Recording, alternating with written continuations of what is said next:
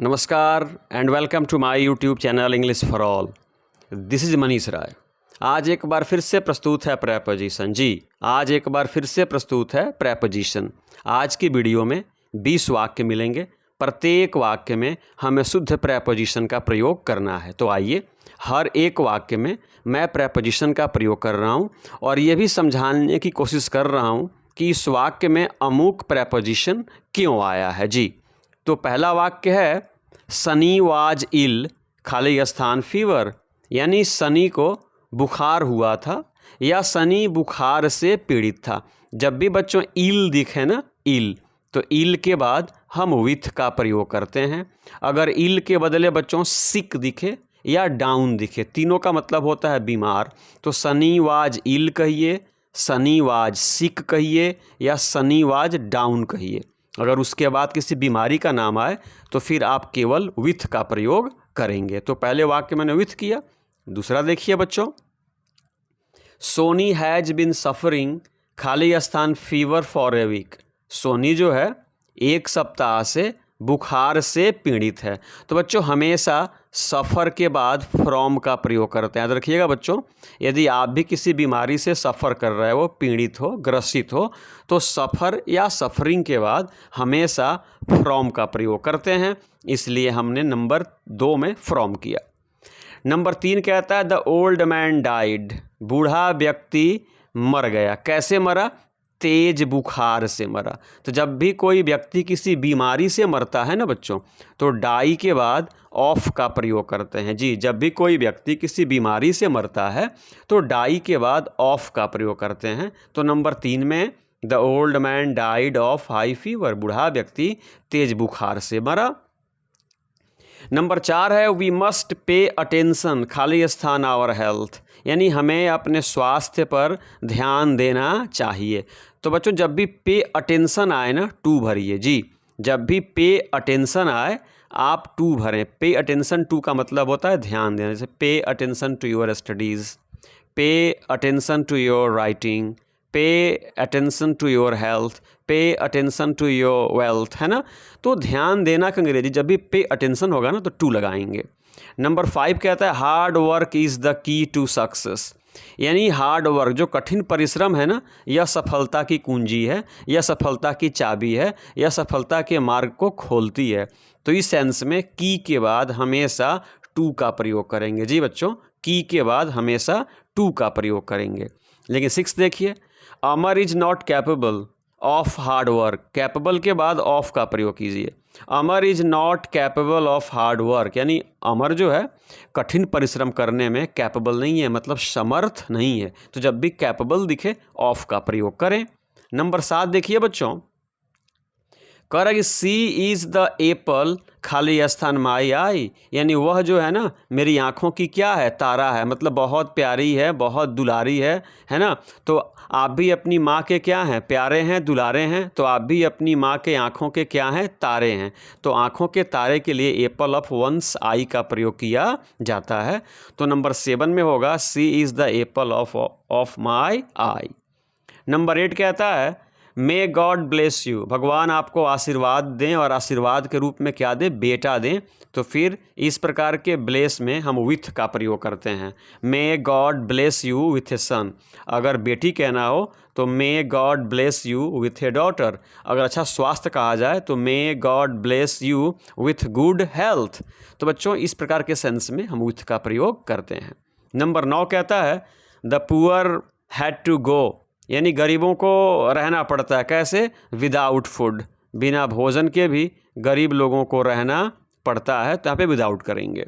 Number 10 कहता है his father stage, उसके पापा रहते हैं। कहाँ रहते हैं? घर पर। याद रखिएगा, घर पर की अंग्रेजी क्या होती है? At home. याद रखिएगा, घर पर की अंग्रेजी क्या होती है? At home.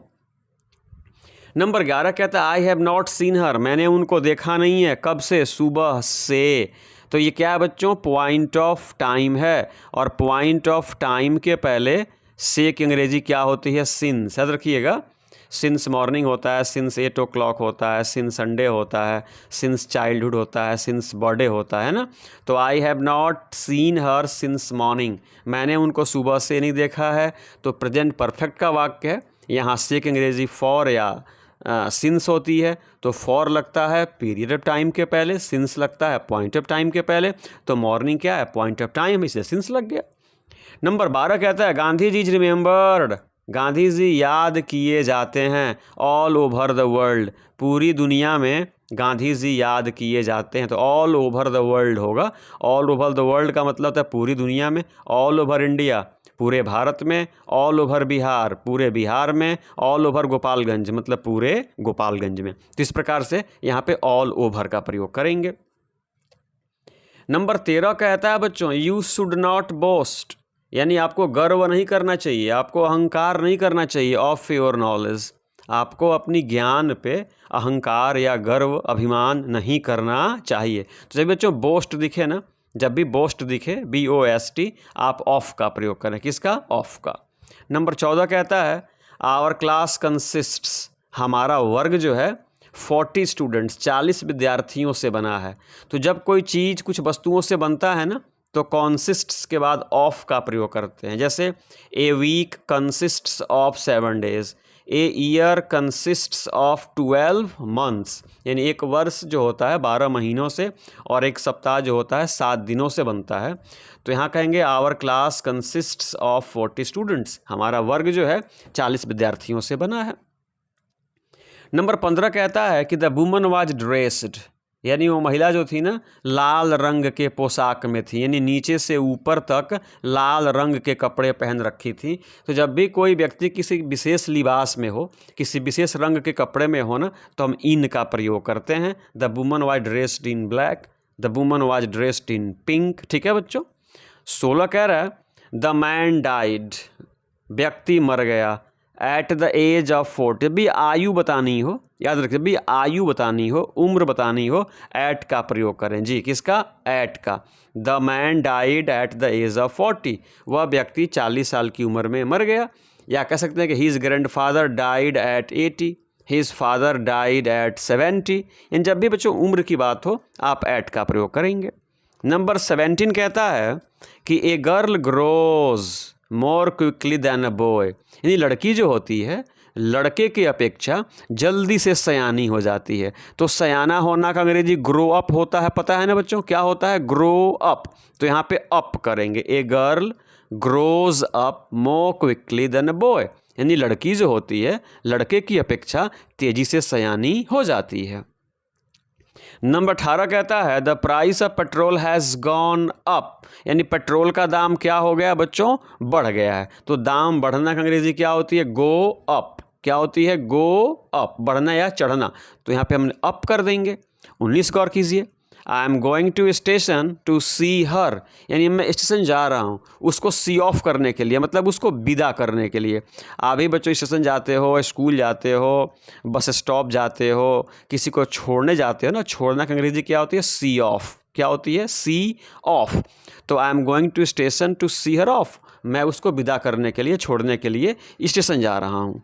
और अंतिम वाक्य है the strike was called off, याद रखिएगा कॉल्ड ऑफ मतलब होता है समाप्त कर देना या वापस ले लेना। यानी मजदूरों ने हड़ताल किया था, कल उन्होंने अपनी हड़ताल क्या कर ली, वापस ले ली या समाप्त कर ली। तो ये था कॉल ऑफ। तो ये 20 वाक्य थे बच्चों। 20 वाक्यों में हमने उपयुक्त प्रेपोजिशन भरा और यह भी समझाने की कोशिश की कि इस प्रेपोजिशन का प्रयोग क्यों किया गया। वीडियो को 1 बार देखें, 2 बार देखें, 3 बार देखें, लाभ उठाएं, कुछ आप भी सीखें, अपने सुझाव भी दें। और इस वीडियो को समाप्त करने से पहले मेरे साथ बोलें जय हिंद।